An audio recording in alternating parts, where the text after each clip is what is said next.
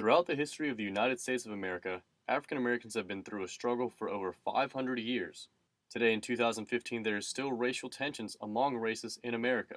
Through this struggle, the African American woman experienced specific struggles with her body and the media and still do today.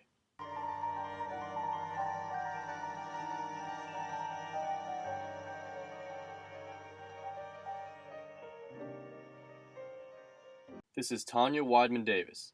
She is the assistant professor at USC.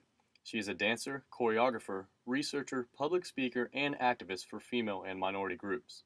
She says she experienced racial tensions at a very young age. And so we were sitting in the balcony, and this woman who was sitting next to us said, "Yeah, I used to go see the Nutcracker all the time. Every year I would take my kids and I would go see the Nutcracker. But I stopped going to see it because there's too many blacks in it now." And so my 10-year-old self heard this, and I was in that production of the Nutcracker, and I had been in it probably since I was about 7. And I was in the production until I was 17. She says she deserved to be in the ballet just as much as anyone else doing it. I have as much ownership to ballet as anyone else does because I started when I was 3. I took with everybody else who was white, who was in the class with me. I studied with these amazing teachers that were coming from all over the country to come in and teach in Chicago. So I wasn't really understanding why I didn't get a place to have that ownership as well. When getting picked for roles, Tanya says she would always get picked for a typical African American female part.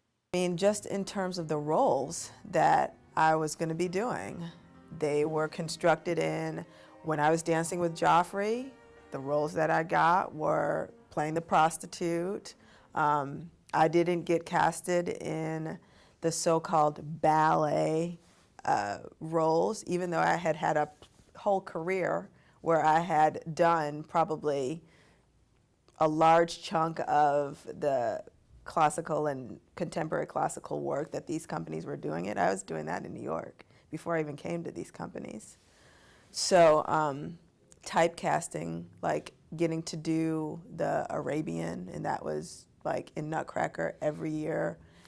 I had to do the Arabian. Just okay, really? Is that aren't we past that? Could we broaden the spectrum of what dance looks like in terms of race?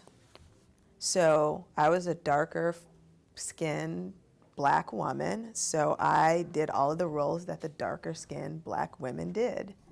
The lighter skinned black women, fair complexioned black women, got to do the princess roles, the light, the sylphie. So playing into that identity of black where white is ethereal, white is pure, white is this essence of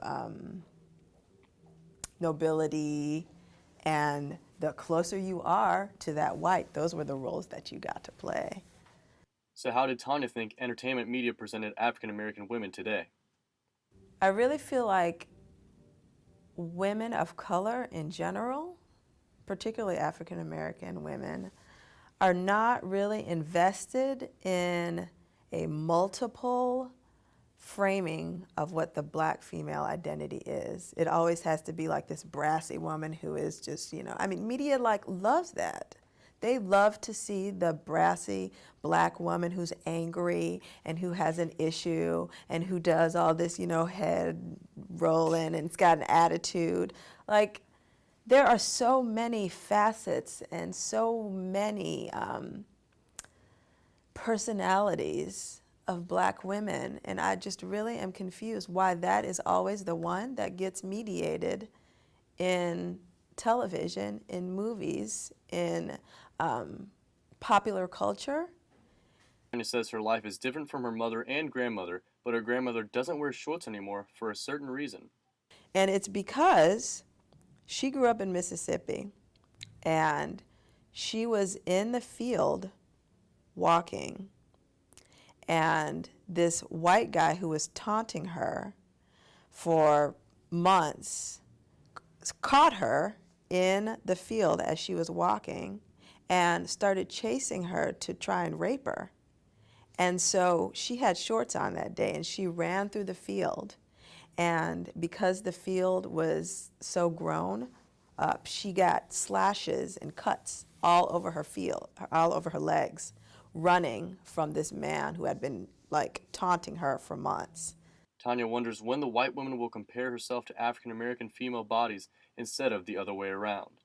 I always ask people, like, do white women look at black women magazines? Like, could that be a representation of like what a woman is for white women as well? Because everything that black women are inundated with is representations of white women. And so when do we get to see ourselves? There's a whole comparison thing that happens in terms of black women comparing themselves to white women because they have been allotted the standard of what everything is.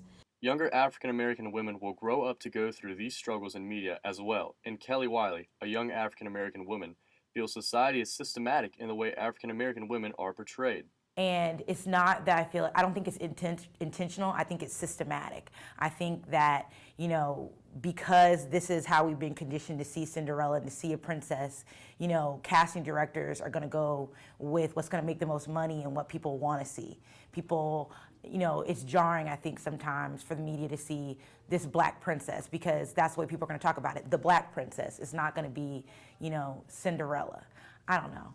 I think it's a lot of conflicting things, but I think it's important for young black girls and for any ethnicity to see yourself at some point reflected in media because what's on TV and what's on television, that's what's beautiful. Kelly says she is very happy African American actresses get lead roles when they do because she can relate to them. And that's why I get excited when I see Kerry Washington. Like, obviously, Scandal's like over the top now, but that's my girl. She's doing things that she looks like I look, She's gonna wrap her hair at night and, she looks like me. And I think for people growing up, impressionable people who think this is beauty, this is, the people that matter, seeing a black Cinderella on stage or seeing a black dancer as the principal dancer or seeing, someone who looks like you on the cover of a magazine, that matters. Just as Tanya said, Kelly feels black women are portrayed very negatively in the media today. And then on the reverse side of that, when you are seeing a lot of black women portrayed on TV, in reality shows like Love and Hip Hop and Real Housewives of Atlanta and all these shows where, we're represented completely in the show, but what are we doing? Throwing drinks on people, cursing people out, slapping people, getting in fights, doing things that society would say are ratchet or ghetto. Other young African American women, like Jasmine, feel it's hard in today's society to be taken seriously sometimes. I feel that a lot of black women get a bad rap as far as the whole video vixen culture, so that when a woman of color steps into a powerful role, it's really hard to take her seriously. So unfortunately, because we have such a bad stereotype from, the back in the day, it kind of keeps reoccurring and it kind of makes it hard for women like me to be taken seriously. Because it's hard to be a sexy black woman and not be overtly sexy or not to be objectified. So it's a hard line to kind of walk, I guess. Matthew Harvey, an African American male, even sees a little progression for women in the media, but stereotypes always have a negative effect on them. There's more like talk show hosts that are black women, like Wendy Williams. Oprah's been doing it for a while. But I still think black women are still negatively portrayed, but that's mostly because of reality shows, like VH1's Love and Hip Hop. It's just a whole bunch of black women who are unfortunately usually strippers or something, trying to find their way up by more than likely sleeping with other men to move up in the industry. All of these people have one thing in common though: the end of the struggle for African Americans.